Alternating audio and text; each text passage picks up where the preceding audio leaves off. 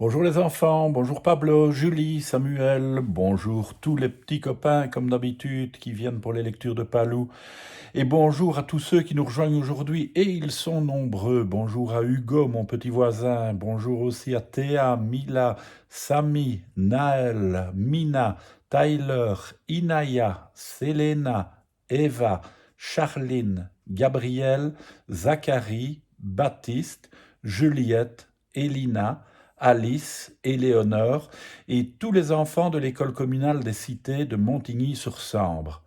Il y a aussi des anniversaires. Bon anniversaire à Arthur qui a fêté ses 6 ans le 4 avril, à Clémence qui a eu 4 ans le 10, à Petit Georges qui a eu 2 ans le 11 et à Maya qui a fêté ses 10 ans hier. Eh bien, tous ensemble, on va s'intéresser aujourd'hui à un déménagement. C'est le déménagement de la famille Suricate.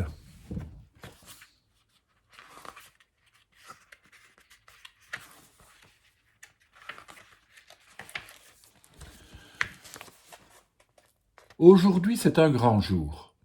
Madame Suricate vient d'avoir des triplés. Dans le salon du terrier, tous les frères et sœurs se bousculent autour des bébés. Il y a Rufus, l'aîné, puis Aïcha, qui porte des lunettes, Tif et Toff, les jumeaux farceurs, mais aussi Fatou la gourmande, la minuscule Zia, Samba le casse-cou, et enfin Max, le petit dernier. Pour fêter l'heureux événement, les enfants préparent un délicieux dîner. Dans la cuisine, pendant que Fatou réchauffe un bon gâteau fourré à la crème de 1000 pâtes, Max prépare sa spécialité, tartare de scorpion noir et salade sauce lézard. Quel festin! Mais à la fin du repas, Monsieur Suricate se racle la gorge et déclare, l'air sérieux: « Notre terrier est devenu trop petit pour accueillir 3 nouveaux bébés. Il faut déménager. » Comment? Partir d'ici et tout quitter?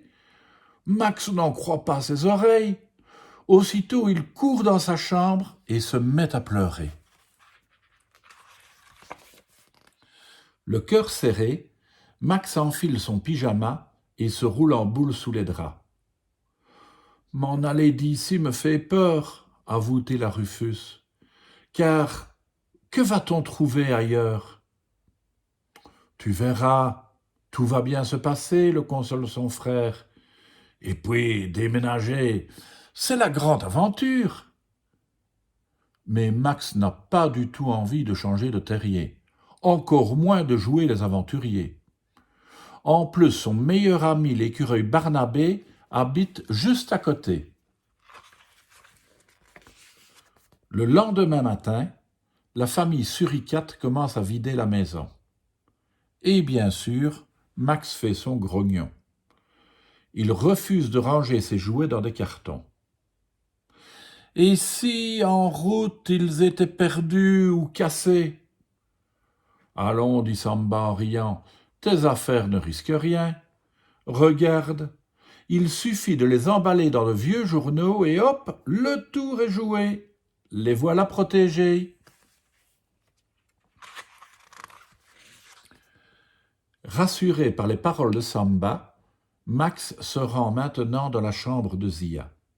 « Moi, dit-elle, ce qui m'inquiète, c'est qu'en partant loin d'ici, mes copines Lily et Chloé finissent par m'oublier. » En tout cas, intervient Fatou, la bouche pleine de succulentes sauterelles grillées, il paraît que nos futurs voisins ont des enfants de notre âge. J'ai hâte de les rencontrer. Quelques jours plus tard, Monsieur Suricate fait appel à Rhinocéros Express, les célèbres déménageurs. « Oh, is! Oh, is !» Le dos chargé de meubles et de cartons, les voilà prêts à partir. « Attention à la porcelaine, » supplie Madame Suricate. « C'est un cadeau de ma tante Germaine. » « « Inquiétez pas, ma petite dame, répond Momo le rhino. On a l'habitude. Et maintenant, en route, s'exclame Monsieur Suricate. Direction notre nouveau terrier. Assis sur le dos de Gabin, le rhino tout-terrain, Max recommence à bouder. Mais ses frères et sœurs, eux, sont surexcités. Moins fort derrière, rouspète Madame Suricate. On passe ma chanson préférée sur Radio Sahara. Un jour, mon singe viendra. À midi, la petite troupe s'arrête sur une grande dune pour pique-niquer. Et forcément, Tif, Toff et Aïcha ne peuvent pas s'empêcher de faire les pitres.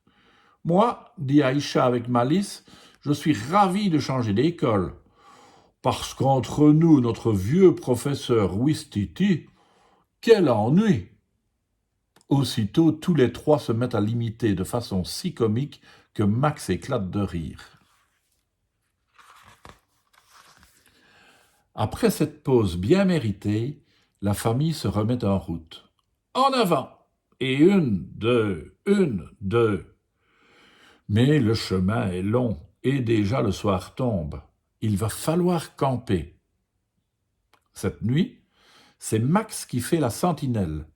Il doit veiller sur le groupe, debout sur ses pattes arrière, pour prévenir du danger. Tout semble calme, et sous le ciel étoilé, la petite troupe s'est endormie. Quand soudain, un lion affamé s'approche sans un bruit. « dit-il en reniflant Fatou, « celle-ci me paraît bien dodue. Je m'en vais la croquer toute crue. » Heureusement, Max a tout vu. N'écoutant que son courage, il se précipite sur le sac des jumeaux. Dans une poche, il attrape l'énorme pétard que ses coquins gardaient pour faire une farce à Momo. Vite, vite!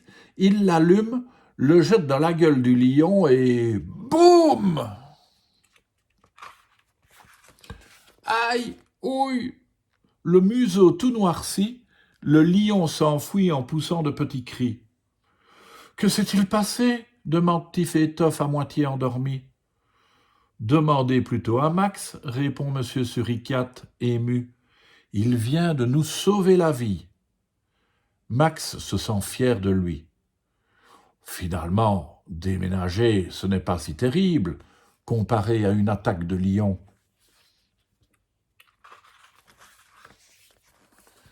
Bientôt, le voyage se termine. En découvrant le nouveau terrier, Max est émerveillé. Et à peine installé, ses nouveaux voisins viennent déjà le saluer. Pourtant, son meilleur ami Barnabé commence à lui manquer. « Tu n'as qu'à lui téléphoner, propose Madame Suricate. Invite-le ici quelques jours, avant la rentrée. » Enfin, Max est tout heureux de retrouver Barnabé. Sans attendre, il lui fait visiter sa nouvelle chambre. « Tu vois, explique-t-il à son ami impressionné, déménager, c'est comme une grande aventure. Et moi, j'ai toujours rêvé d'être un aventurier. » Et voilà, la famille Suricate a trouvé une nouvelle maison. Et nous, on se retrouve demain pour une nouvelle histoire. Au revoir les enfants.